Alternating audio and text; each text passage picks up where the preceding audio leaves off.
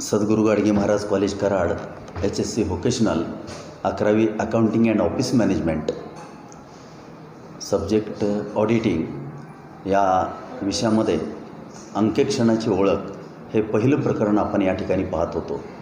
या ठिकाणी अंकेक्षण म्हणजे काय याचा आपण अभ्यास केला.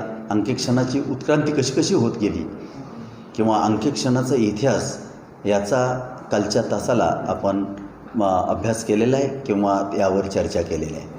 अंकेक्षणाची सुरुवात प्रामुख्यानं अगदी सुरुवातीच्या काळामध्ये फक्त सरकारी दप्तराचे किंवा सरकारी कागदपत्रांचं किंवा सरकारी हिशेबाचं फक्त लेखापरीक्षण किंवा अंकेक्षण होत होतं हेही आपण पाहिलेलं आहे. वैयक्तिकदृष्ट्या किंवा कोणत्याही उद्योगाचं किंवा कोणत्याही उद्योगधंद्याचं किंवा कारागिराचं स्वतःचं अंकेक्षण करून घेण्याची आवश्यकता त्यावेळेला नव्हती. याचंही कारण आपण त्या ठिकाणी पाहिलेलं आहे की अंकेक्षण करण्याची आवश्यकता नव्हती. म्हणजे का नव्हती तर पूर्वीच्या काळामध्ये कारागीर हा मागणीनंतर उत्पादन करत होता. म्हणजे अगोदर मागणी यायची आणि मागणी आल्यानंतर वस्तू आणि सेवांचं उत्पादन होत होतं आणि मागणीनंतर उत्पादन होत असल्यामुळं तो स्वतः मालक असायचा, तो स्वतः कारागीर असायचा किंवा कामगार म्हणून सुद्धा तोच काम करायचा. खरेदीचंही काम तोच करायचा, विक्रीचंही काम तोच करायचा.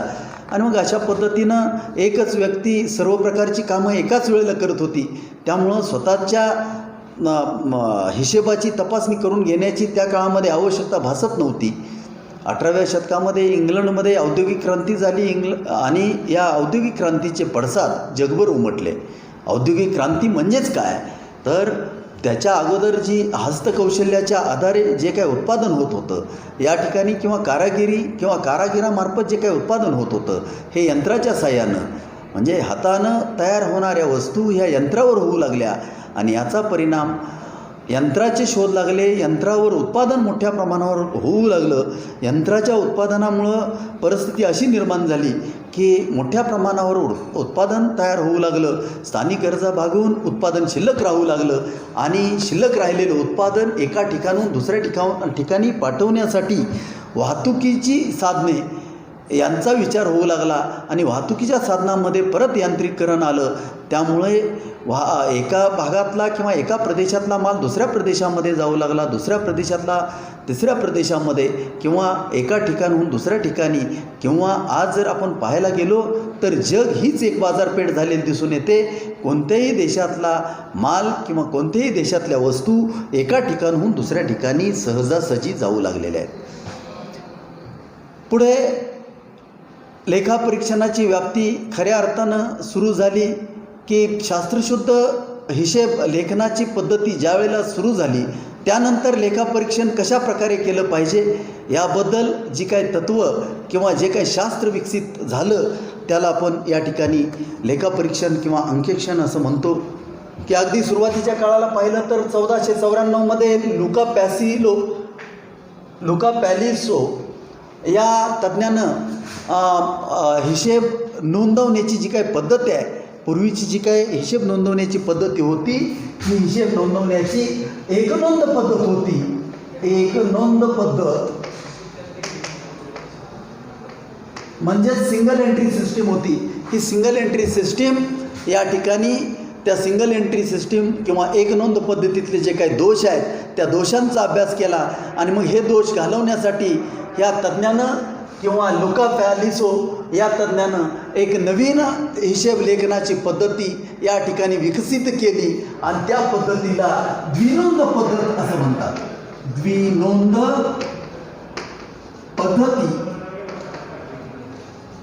द्विनोंद पद्धती किंवा यालाच डबल एंट्री सिस्टीम असं म्हणतात. ज्या ठिकाणी डबल एंट्री सिस्टीम अस्तित्वात आली त्यावेळेला ज्या काही हिशेब लेखनाच्या त्रुटी होत्या, दोष होते तर हे दोष या ठिकाणी टाळले गेले आणि या ठिकाणी शास्त्रशुद्ध पद्धती ही जी द्विनोंद पद्धती आहे ही शास्त्रशुद्ध पद्धती अस्तित्वात आली.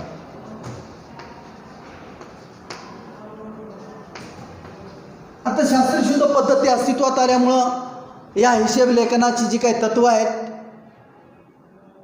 किंवा जे काही प्रिन्सिपल्स असतील त्यानंतर याची एक सिस्टीम आहे, याचं एक टेक्निक आहे, याचं एक तंत्र आहे, हे सर्वांना कळायला लागलं. आणि त्या अनुषंगानं हिशेब तपासणी करत असताना या तत्वांच्या बाहेर जाऊन हिशेबांची नोंदणी केलेली आहे किंवा तत्त्व सोडून नोंदणी झालेली आहे किंवा हिशेब ठेवलेले आहेत किंवा नाहीत, याबाबत कोणता तरी आराखडा किंवा एक लेखापरीक्षण किंवा हिशेब तपासणी करण्याचा कार्यक्रम या ठिकाणी मिळाला. आणि त्यानंतर मात्र अंकेक्षणाला शास्त्रशुद्ध किंवा शास्त्रीय स्वरूप प्राप्त झालं. याचा विचार करत असताना 18व्या शतकामध्ये इंग्लंडमध्ये औद्योगिक क्रांती झाली. औद्योगिक क्रांतीमुळं उत्पादनामध्ये आमूलाग्र बदल झाले. पूर्वीच्या काळामध्ये एकच व्यक्ती, स्वतः उत्पादन करणारी व्यक्ती सर्व प्रकारची कामं करत होती. त्यामुळे त्या ठिकाणी त्यानं लिहून ठेवलेला हिशेब तपासण्याची आवश्यकता नव्हती. परंतु नंतरच्या काळामध्ये औद्योगिक क्रांतीनंतर यंत्रसामुग्रीच्या शोधानंतर मोठमोठ्याल्या कंपन्या अस्तित्वात आल्या, मोठमोठाले कारखाने अस्तित्वात आले, मोठमोठाले उद्योग अस्तित्वात आले. या ठिकाणी दोन प्रकारचे वर्ग तयार झाले. एक भांडवलदार वर्ग तयार झाला आणि दुसरा मजूर वर्ग किंवा कामगार वर्ग अस्तित्वात आला. म्हणजे एक मालक आणि कामगार अशी या ठिकाणी एकाच उद्योगामध्ये काम करणाऱ्यांची दोन मालक आणि कामगारामध्ये विभागणी करण्यात आली किंवा विभागणी झाली. आणि याचा परिणाम असा झाला की एका कारखान्यामध्ये हजारोच्या संख्येनं किंवा लाखोंच्या संख्येनं सुद्धा कामगार काम करू लागले, शेकडोंच्या संख्येनं कामगार काम करू लागले. मालकाचं हित आणि कामगाराचं हित एकसारखं राहिलं नाही या ठिकाणी. आणि त्यामुळे दोघांच्या विचारसरणीमध्ये फरक पडायला लागला. आणि त्यातूनच हिशेब लिहित असताना किंवा या ठिकाणी पैशाचा वापर करत असताना लबाडी, भ्रष्टाचार, अफार, चुका किंवा कामामध्ये आळस केल्यामुळं काही एंट्री राहू लागल्या. त्यामुळे चुकांची निर्मिती झाली. आणि ह्या ज्या काय लेखापरीक्षणामध्ये चुका ज्या काही शोधल्या जातात त्या चुकांचे अनेक प्रकार आहेत. त्यांचा आपण अभ्यास यानंतर पुढं करणार आहोत. परंतु तत्पूर्वी लबाडी किंवा भ्रष्टाचार किंवा अफार होऊ नये किंवा जे काही हिशेब ठेवले जाणार आहेत किंवा हिशेब जे काही नोंदवले जाणार आहेत याची तपासणी नंतरच्या काळामध्ये होणार आहे. आणि या भीतीपोटी एक प्रकारचं हिशेब लिहिणारावर नियंत्रण निर्माण झालं. आणि या नियंत्रणाचा परिणाम म्हणून कार्यक्षमता किंवा कामगारांची किंवा हिशेब लेखनाची कार्यक्षमता किंवा लेखन करणाराची कार्यक्षमता या ठिकाणी वाढली. आपण कालच पाहिलेलं आहे की हिशेब लेखन करत असताना दैनंदिन व्यवहार जे काय होत असतात, त्या दैनंदिन व्यवहारामध्ये ज्या काय नोंदी ठेवल्या जातात, अगदी रोजकिर्दीमध्ये नोंदी ठेवल्या जातात, त्यानंतर खातेवहीमध्ये नोंदी ठेवल्या जातात किंवा सहाय्यक पुस्तकामध्ये नोंदी ठेवल्या जातात किंवा कागदपत्र किंवा हिशेब पुस्तकामध्ये ज्या काही नोंदी ठेवल्या जातात त्या वर्षभर नोंदी ठेवण्याचं काम चालतं. आणि ते ठेवलेले हिशेब सांभाळून ठेवावे लागतात. याला आपण काल पुस्तपालन म्हणतात असं पाहिलेलं आहे. त्यानंतर पुस्तपालनाचं काम संपलं की त्या ठिकाणी आर्थिक वर्ष संपलेलं असतं. आर्थिक वर्ष संपल्यानंतर सर्व खाती किंवा सर्व हिशेब पुस्तके बंद केली जातात. प्रत्येक आर्थिक व्यवहार किंवा आर्थिक हिशेब पुस्तकांचा किंवा खातेवहीचा किंवा प्रत्येक खात्याचा अंतिम बॅलन्स काढला जातो. प्रत्येक अकाउंट क्लोज केलं जातं, अंतिम बॅलन्स काढला जातो. या ठिकाणी शिल्का काढणं किंवा बॅलन्सिंग करणं याला असं म्हणतात. इथंपासून तेरीज पत्रक तयार करणं आणि हे काढलेले बॅलन्स ज्या एका पत्रकामध्ये घेतले जातात त्या पत्रकाला तेरीज पत्रक असं म्हणतात. तेरीज पत्रक तयार करणं, तेरीज पत्रकावरून अंतिम हिशेब पत्रके तयार करणं, अंतिम हिशेब पत्रकामध्ये फायनल अकाउंट्समध्ये जे काही घटक असतात ते या ठिकाणी तयार केले जातात. यामध्ये व्यापारी पत्रक असेल, नफा तोटा पत्रक असेल किंवा लाभालाभ खाते असेल किंवा ताळेबंद पत्रक असेल. आता एकदा हे सर्व अंतिम हिशेब पत्रके किंवा फायनल अकाउंट्स तयार झाल्यानंतर लेखा परीक्षणाचं काम सुरू होतं. आणि मग हे जे काय आत्तापर्यंत सांगितलं हे लेखाकर्माचं काम आहे. म्हणजे पुस्तपालनाचं काम संपल्यानंतर लेखाकर्माचं काम चालू होतं. आणि लेखाकर्माचं काम संपल्यानंतर लेखापरीक्षण करून घेण्याचं काम चालू होतं. आणि ह्या लेखापरीक्षण करून घेत असताना एका तज्ज्ञ व्यक्तीमार्फत किंवा पात्रताधारक हिशेब तपासनिसाकडून किंवा ऑडिटरकडून हिशेबांची तपासणी करून घेतली जाते. तर अशा पद्धतीनं अंकेक्षणाचं काम या ठिकाणी चालू होतं की वर्षभर ठेवलेले जे काही हिशेब असतात किंवा झालेले व्यवहार असतात किंवा अंतिम हिशेब पत्रके तयार केलेले असतात यांचा वर्षभर झालेल्या व्यवहारांचा ज्या ठिकाणी संशय येईल किंवा ज्या ठिकाणी शंका येईल त्या ठिकाणी सखोल अभ्यास करून किंवा पूर्णपणे तपासणी करून या ठिकाणी चुका किंवा लबाड्या शोधण्यासाठी जे काही लिखित पुरावे तयार झालेले असतात किंवा जे काय एव्हिडन्स असतात, जे काही लिखित पुरावे असतात किंवा जे काही कागदपत्र तयार झालेले असतात किंवा ज्या ज्या ठिकाणी नोंदी झालेल्या असतात त्या सर्व नोंदींचा क्रम किंवा ते व्यवहार अधिकृत आहेत किंवा अधिकृत नाहीत किंवा ज्यांनी व्यवहार केलेले आहेत त्यांना तो व्यवहार करण्याचा अधिकार होता किंवा नाही ह्याबाबत खात्री करून घेण्यासाठी मालकांना किंवा सभासदांना आपल्या व्यवसायाची माहिती मिळावी किंवा जे काही वास्तव रूप आहे किंवा जे काही वर्षभर झालेले व्यवहार आहेत किंवा झालेले हिशेब आहेत किंवा झालेले व्यवहार किंवा जी काही खरेदी असेल, विक्री असेल, उत्पादन असेल याबाबत जी काही इत्थंभूत माहिती असेल किंवा आपल्या व्यवसायाची जी काही सांपत्तिक स्थिती असेल या सांपत्तिक स्थितीबद्दल माहिती मिळावी यासाठी लेखापरीक्षण करून घेणं गरजेचं भासू लागलं आणि या ठिकाणी लेखापरीक्षणाची सुरुवात झाली. तसं बघायला गेलं तर इंग्लंडमध्येच औद्योगिक क्रांती झालेली होती आणि औद्योगिक क्रांतीमुळं मोठ्या प्रमाणावर उत्पादन होऊ लागलं. मोठ्या प्रमाणावर उत्पादन होण्यासाठी मोठ्या प्रमाणावर खर्च करण्याची गरज निर्माण होऊ लागली. मोठ्या प्रमाणावर भांडवलाची गरज निर्माण होऊ लागली. त्या ठिकाणी मोठ्या प्रमाणावर उत्पन्नही मिळू लागलं, नफा मिळू लागला, तोटा होऊ लागला आणि याची तपासणी करण्यासाठी तज्ज्ञ लेखापरीक्षकांची किंवा तज्ज्ञ ऑडिटरची किंवा हिशेब तपासणीची किंवा अंकेक्षकाची या ठिकाणी गरज निर्माण झाली आणि या गरजेतूनच 1880मध्ये इंग्लंडमध्ये इन्स्टिट्यूट ऑफ चार्टर्ड अकाउंटंट ही पहिली संस्था अस्तित्वात आली की ज्या संस्थेमार्फत शिक्षण देऊन पात्र लेखापरीक्षक निर्माण त्या ठिकाणी होण्यासाठी ही इन्स्टिट्यूट अस्तित्वात आली 1880 साली. त्यानंतर काही कालावधी गेल्यानंतर परत ब्रिटिश सरकारनं 1923मध्ये British association of accounting and auditing ही दुसरी संस्था अस्तित्वात आणली आणि या ठिकाणी सुद्धा पात्र लेखापरीक्षक निर्माण कसे केले जातील किंवा पहिल्या लेखापरीक्षक तयार करण्यामध्ये जे काही दोष होते किंवा नवनवीन जे काही तंत्रज्ञान बदलत चाललेलं होतं त्या बदलाचा स्वीकार करून नवीन इन्स्टिट्यूट 1923मध्ये त्यांनी चालू केली. भारताचा जर विचार केला किंवा आपल्या हिंदुस्थानचा विचार केला तर 1 एप्रिल 1914मध्ये इंग्रज सरकारनंच म्हणजे त्या काळामध्ये स्वातंत्र्य मिळालेलं नव्हतं, इंग्रजांचं राज्य होतं आणि या इंग्रजांच्या राज्यामध्ये इंग्रज सरकारनं 1 एप्रिल 1914ला पहिला चार्टर्ड अकाउंटंटचा कायदा किंवा लेखापरीक्षणाच्या बाबतीत किंवा अंकेक्षणाच्या बाबतीत पहिला कायदा या ठिकाणी अस्तित्वात आणला. त्यानंतर त्यामध्ये सुधारणा करण्याच्या दृष्टिकोनातून जे काय भारतामध्ये जी काय वेगवेगळे राज्य होते आणि ह्या सर्व राज्यापैकी महाराष्ट्र राज्य हे प्रगतशील राज्य होतं आणि ह्या महाराष्ट्राच्या किंवा महाराष्ट्र स्टेटनं प्रथम कायदा 1918मध्ये स्वतःचा किंवा स्वतःच्या राज्य सरकारचा किंवा स्वतःच्या स्वतंत्र प्रांताचा स्वतंत्र कायदा 1918मध्ये अस्तित्वात आणला. आता कायद्यांचा विचार करत असताना आपण त्यानंतरचा भाग पाहतो की 1932मध्ये परत सुधारणा केली केंद्र सरकारनं. म्हणजे लेखापरीक्षण कायदा किंवा अंकेक्षणाचा जो काय कायदा आहे किंवा ऑडिटर्स ॲक्ट आहे यामध्ये परत 1932 साली सुधारणा केली. कारण त्या ठिकाणी 1932ला अंकेक्षण कायदासुद्धा पास झाला किंवा सहकार कायदासुद्धा या ठिकाणी त्यावेळेला अस्तित्वात आलेला होता किंवा अस्तित्वात आणला. अशा पद्धतीनं केंद्र सरकारनं 1932 साली पुन्हा त्यामध्ये सुधारणा केली आणि एक नवीन कायदा या ठिकाणी सुधारित कायदा किंवा सुधारित कायद्याची आवृत्ती अस्तित्वात आणली. आता त्यानंतर 1947ला भारत स्वतंत्र झाला. भारत स्वतंत्र झाल्यानंतर भारताचं सार्वभौम सरकार किंवा स्वतःचं सरकार अस्तित्वात आलं, लोकशाही अस्तित्वात आली आणि लोकशाही सरकारनं 1949 साली प्रथम स्वतःच्या लोकशाहीमधला लोकशाहीचा पहिला स्वतंत्र कायदा 1949मध्ये चार्टर्ड अकाउंटंट ॲक्ट संमत केला किंवा पास करण्यात आला या ठिकाणी.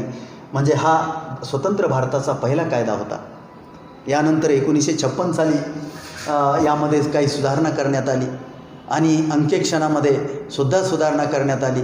या ठिकाणी चार्टर्ड अकाउंटंट ही एक पदवी अंकेक्षकासाठी किंवा ही एक पात्रता अंकेक्षकासाठी आत्तापर्यंत अस्तित्वात होती. 1956 साली इन्स्टिट्यूट ऑफ चार्टर्ड अकाउंटंट बरोबरच industrial cost and works accountant किंवा institute of works and cost accountant एक नवीन इन्स्टिट्यूट अस्तित्वात आली आणि या ठिकाणी कायद्यामध्ये सुद्धा बरेचसे बदल केले आणि त्या कायद्यानुसार कॉस्ट ऑडिटरची सुद्धा पात्रता एक स्वतंत्र अशी पात्रता या ठिकाणी निर्माण करण्यात आली. म्हणजे खर्चासाठी एक स्वतंत्र लेखापरीक्षक अस्तित्वात आला. अशा पद्धतीनं 1949 नंतर स्वतंत्र भारतामध्ये 1956 साली कायदे केले.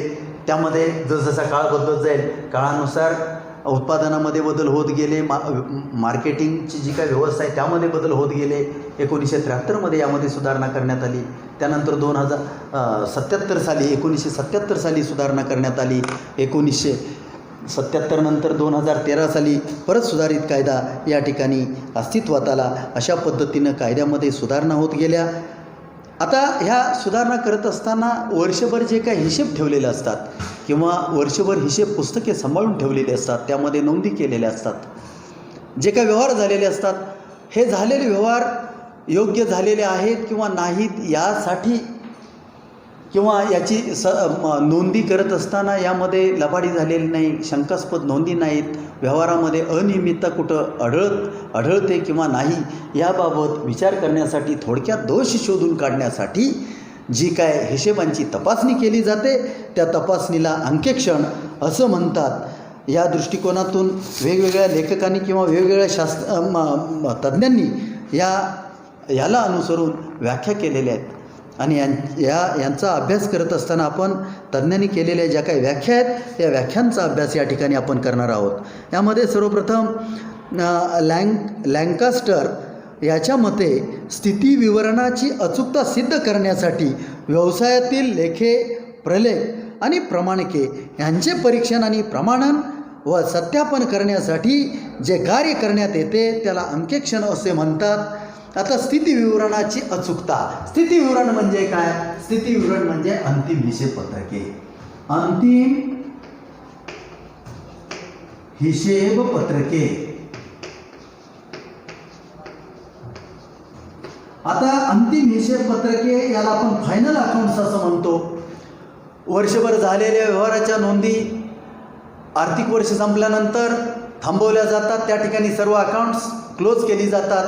प्रत्येक अकाउंटचा बॅलन्स काढला जातो. त्या बॅलन्सवरून ट्रायल बॅलन्स तयार केला जातो. ट्रायल बॅलन्सवरून अंतिम हिशेबपत्र किंवा फायनल अकाउंट तयार केली जातात. त्यामध्ये ट्रेडिंग अकाउंट असेल, ट्रेडिंग अकाउंट, व्यापारी खातं,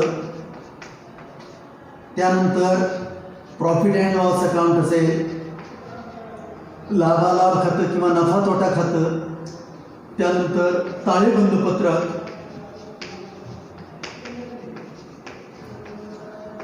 किंवा बॅलन्स शीट याचा समावेश अंतिम हिशेबपत्रकामध्ये होतो. या प्रत्येकाचा हेतू वेगळा आहे. ट्रेडिंग अकाउंटचा उद्देश आहे ढोबळ नफा किंवा ढोबळ तोटा काढणं. प्रॉफिट अँड लॉस अकाउंट किंवा नफा तोटा खात्याचा उद्देश आहे निव्वळ नफा किंवा निव्वळ तोटा काढणं. आणि ताळेबंद पत्रकाचा उद्देश आहे व्यवसायाची जी काही सांपत्तिक स्थिती आहे या सांपत्तिक स्थितीचं दर्शन घडवणं. आणि हे सर्व जे काय वार्षिक हिशेबपत्रके तयार केलेले असतात ते मालकाला कळावेत की आपल्या व्यवसायामध्ये काय चाललेलं आहे किंवा कशा प्रकारे व्यवहार चाललेले आहेत. कारण मालक आणि कामगार यामध्ये फरक असतो किंवा दोन वेगवेगळे भाग आहेत.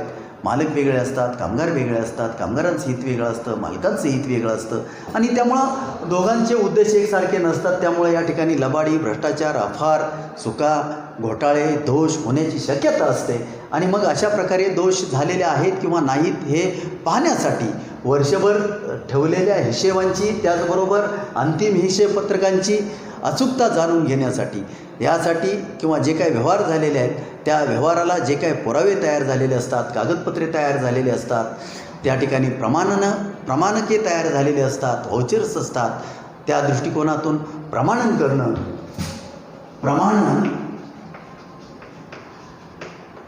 सत्यापन मूल्यांकन, अनुसंधान,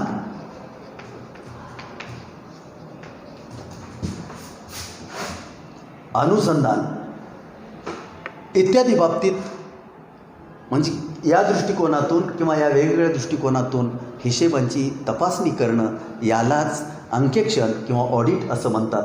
आता प्रमाणनामध्ये काय केलं जातं तर जेवढे काय लिखित पुरावे तयार झालेले असतात की जे काय लिखित पुरावे म्हणजे काय एखादी खरेदी केली, खरेदीबरोबर खरेदीची पावती येते, ते कागदपत्र तयार होतं, त्या ठिकाणी व्हाउचर तयार होतं. समजा आपण मालाची विक्री केली तर कार्बन कॉपी आपल्याकडे असते, स्थळप्रत आपल्याकडे असते, आपल्याला मिळालेली आदेशाची कॉपी असते, ऑर्डरची कॉपी असते, आपण माल पाठवल्यानंतर डिलिव्हरी व्हॅन असतं किंवा माल पाठवल्याची कॉपी असते. यांची तपासणी यामध्ये केली जाते. सत्यापनामध्ये काय केलं जातं, सत्यापनामध्ये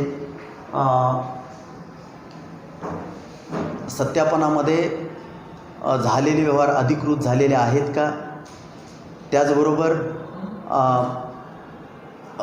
ज्या कारणासाठी खरेदी केलेले ते कारण म्हणजे व्यवसायासाठीच खरेदी केलेले आहे का, किंवा जे काही संपत्ती असेल किंवा ॲसेट्स असतील त्या ॲसेट्स तारण ठेवून कर्ज वगैरे घेतलेलं आहे का, याचा अभ्यास सत्यापनामध्ये केला जातो.